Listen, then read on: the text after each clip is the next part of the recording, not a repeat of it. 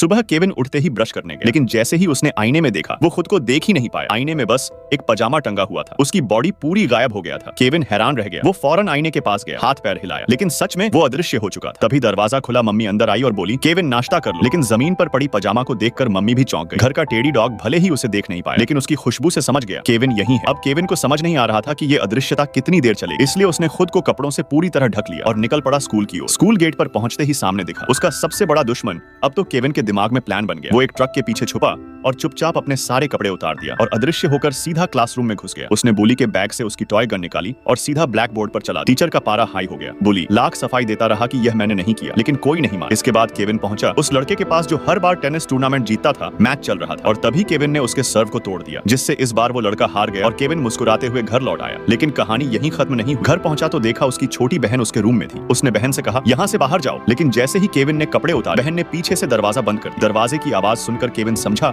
कि बहन जा चुकी और अगले ही पल बहन जोर से चिल्ला उठी। केविन ने फौरन उसका मुंह दबाया और सब कुछ बता दिया कि वो अब एक इनविजिबल बॉय बन चुका और अपने बहन से कहा कि किसी को कुछ नहीं बताएगी।